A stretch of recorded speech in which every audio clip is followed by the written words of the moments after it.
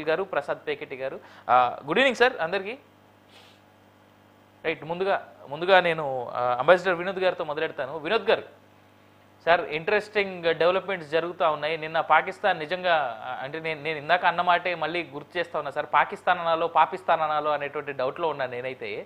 So I mean why అంటే common మ్యాన్ని target చేసుకొని common man పూజలు లేదా తను ఉన్నటువంటి ప్రార్థనా మందిరాల పైన దాడి చేసి కామన్ మ్యాన్ని నష్టపరచాలనేటువంటి విధంగా పాకిస్తాన్ తెగబడుతూ చేస్తున్నటువంటి ఈ చర్యను ఎట్లా చూడాలి మనం?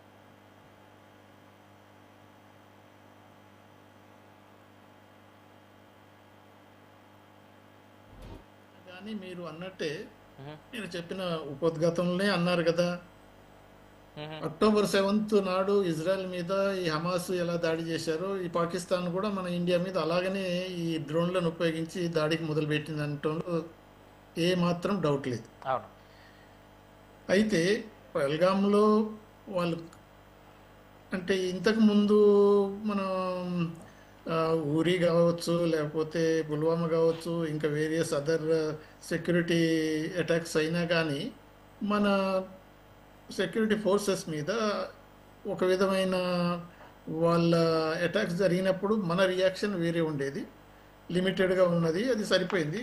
కానీ ఈసారి వాళ్ళు చేసింది ఏంటంటే టార్గెట్ క్లియర్గా పాకిస్తాను జీర్ణించుకోలేకపోతుంది. ఏంటి అని అంటే కశ్మీర్ నార్మల్స్కి వచ్చేస్తుంది, తర్వాత డెమోక్రటికల్లీ ఎలక్టెడ్ గవర్నమెంట్ ఉన్నది, టూరిజం పెరిగిపోతుంది, ప్రజలంతా అభివృద్ధి చెంది బాగుపడిపోతే టెర్రరిజానికి ఇంకా స్థలం ఉండదు కదా. అందుకని సెలెక్టివ్గా వాళ్ళ టూరిజం సెక్టర్ టూరిస్ట్ను ఎంచుకొని ఆ టూరిజం వాళ్ళ జీవనోపాధి మీద ఉంది కాబట్టి దాని మీద దెబ్బ పెట్టారు.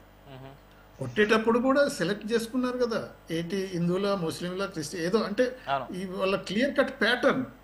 సో వాళ్ళు హిందువులను ఏరి చంపేయటం అనేది అని అంటే వాళ్ళ టార్గెట్ ఏంటి, కమ్యూనల్ రైట్స్ తీసుకురావాలి. అందుకని ఈ ప్రార్థనా స్థలాల మీద వాళ్ళు ఏదైతే డ్రోన్లో ప్రయోగిస్తున్నారో, ఏదైతే అటాక్స్ పెడుతున్నారో అంటే క్లియర్ కట్ అదొక స్ట్రాటజీ లెక్క. మనమేమో డీఎస్కలేషన్ అంటున్నాము, వాళ్ళేమో ఎస్కలేషన్ అంటున్నారు.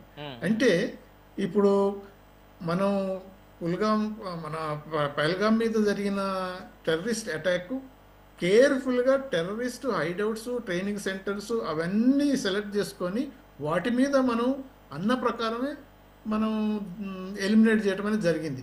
కానీ ఇప్పుడు మరి ఇండియాలో వాళ్ళు ఏమి ఎలిమినేట్ చేయగలుగుతారు? వాళ్ళ టెర్రరిస్టు ఎక్కడైతే ఇన్ఫిల్ట్రేట్ అయిపోయినారో వాళ్ళ మీద వేయలేరు కదా. మనకు టెర్రరిస్ట్ ఆర్గనైజేషన్స్, ఇన్స్టిట్యూషన్స్ లేవు కదా.